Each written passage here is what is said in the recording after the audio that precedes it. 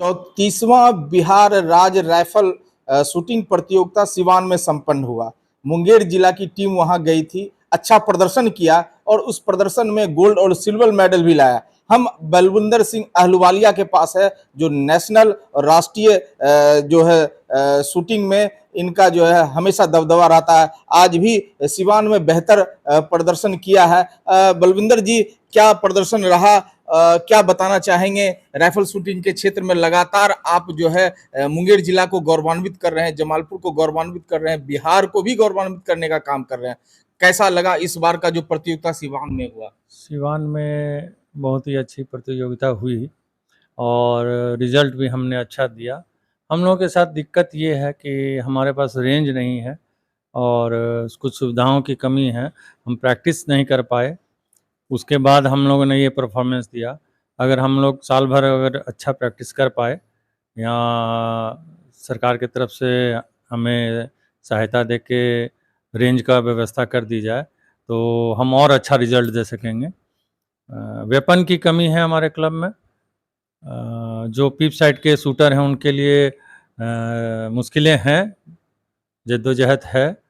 हम लोग open side के पुराने प्लेयर हैं और ओपन साइड में हम लोग मास्टर खेल रहे हैं एवब 45, लेकिन मैंने अपनी प्रतियोगिता सीनियर में भी डाली थी।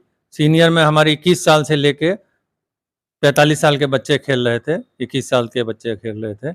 उसमें भी मैंने अपनी एंट्री डाली थी और वहाँ भी मैंने गोल्ड क्लिक किया है ना, सिल्वर क्लिक किया है। तो उस हिसाब से मेरा बेहतरीन प्रदर्शन रहा। ओवरऑल जितने भी प्रतिभागी थे सबसे ज़्यादा स्कोर उसमें मैंने ही किया है और 5 गोल्ड और 1 सिल्वर व्यक्तिगत रूप से मैंने प्राप्त किया है। राइफल एसोसिएशन मुंगेर जी की बात करें तो आज के डेट में मुंगेर में कितने खिलाड़ी हैं? मुंगेर में जूनियर और सीनियर?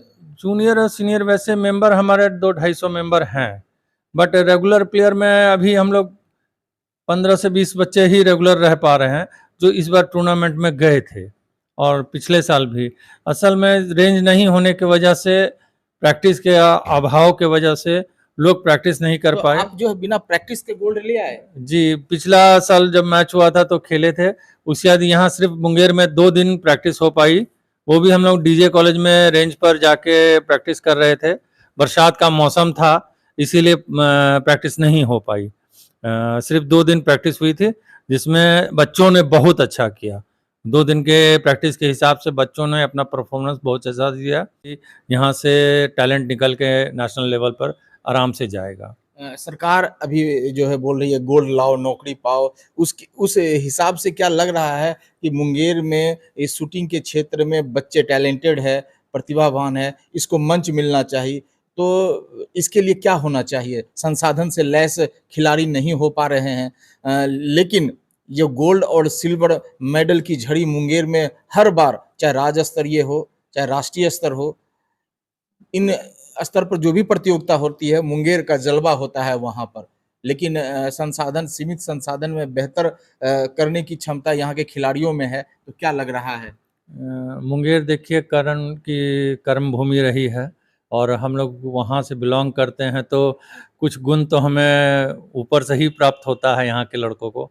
और पूर्व में आज से 30 साल पहले हमारे पास रेंज थी, वो किसी कारण बस वो सरकारी ज़मीन पर थी, हम लोग से चली गई। उस टाइम से हम लोग ओवरऑल पूरे बिहार में चैंपियन रहे हैं सब दिन से। अभी भी कम संसाधन में भी हमारे बच्चों ने हमेशा अच्छा प्रदर्शन किया है।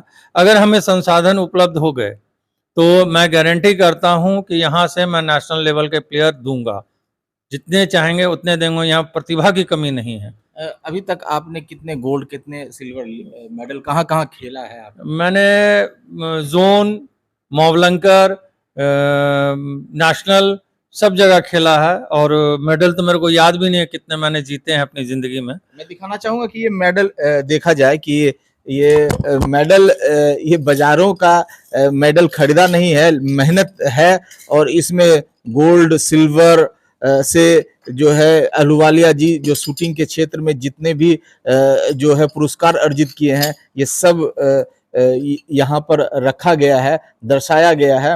अहलुवालिया जी से और भी बात करेंगे कि यहाँ पर आने वाले दिन में जो बच्चे का भविष्य क्या शूटिंग के क्षेत्र में बेहतर हो सकता है क्या? देखिए, अब शूटिंग के क्षेत्र में भविष्य बहुत उज्जवल है और चूंकि अब मार्किंग होती है इलेक्ट्रॉनिक से, तो कहीं भी दिक्कत नहीं है। कोई भी प्रतिभावान बच्चा अगर चला जाता है तो उसका ज्यूरी से कहीं बेईमानी होने का नौबत नहीं आता।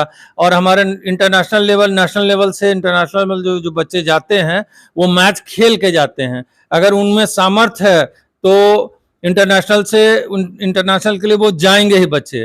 नेशनल तो उनको सरकार अपने इससे सुविधा देती है, ट्रेनिंग देती है, कोच कराती है और अपने पास रख के गोली प्रोवाइड करती है, राइफल प्रोवाइड करती है। और उसके बाद वो उनमें से जो 3 बेस्ट होते हैं वो बच्चे साल भर जो रिजल्ट देते हैं उसमें जो 3 बच्चे बेस्ट होते हैं वो ओलंपिक या एशियाड के लिए जाते हैं। उसमें कहीं भी मतलब ऊपर लेवल से चीटिंग की कहीं कोई संभावना नहीं है।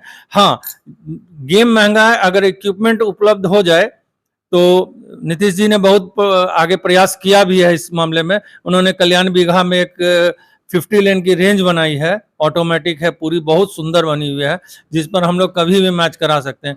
लेकिन हर बच्चा कल्याण बीघा जाके प्रैक्टिस करना संभव नहीं है। आप वहाँ जाके रहना और प्रैक्टिस करना संभव नहीं। वहाँ आसपास के क्षेत्र के पटना के लोग वहाँ जाके करते हैं, बाकी लोगों को दूरी है तो दिक्कत होती है। हर शहर में एक छोटा क्लब होना जरूरी है।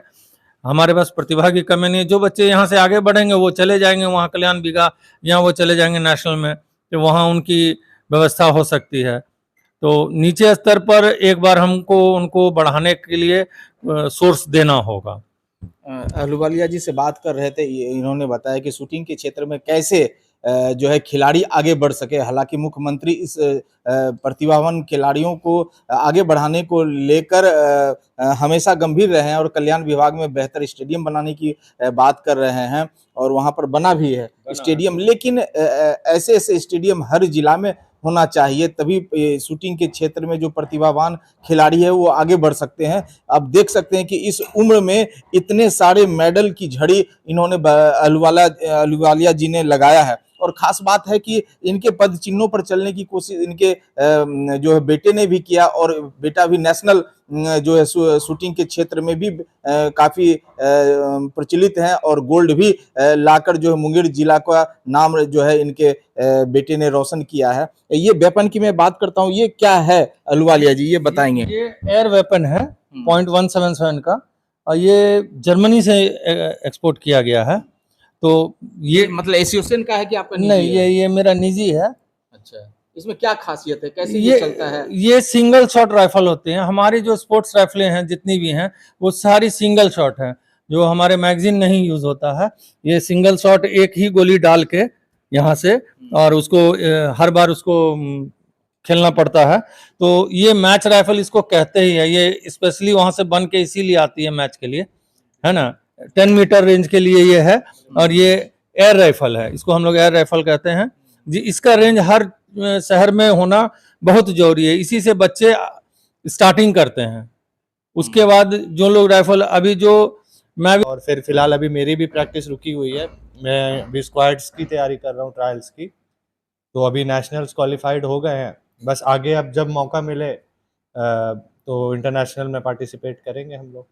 कुल मिला के ये कहा जा सकता है कि जो है सरकार राइफल शूटिंग के खिलाड़ी जो है उसको जो है आगे बढ़ाने के लिए एक बेहतर प्लेटफॉर्म की आवश्यकता है, जो हर जिले में ऐसा होना चाहिए। हालांकि बिहार में जो है राइफल शूटिंग के क्षेत्र में मुंगेर हमेशा से, सदियों से, कितने सालों से अहलुवालिया जी ये शूटिंग के क्षेत्र में मुंगेर जो है बिहार में, देश में इनका जो है नाम रहा, दबदबा खिलाड़ियों का रहा है? देखिए, आफ्टर 1962 वॉर, चाइना वॉर के बाद सिविलियंस को ट्रेनिंग देने के लिए सरकार की तरफ से नियम बनाया गया था।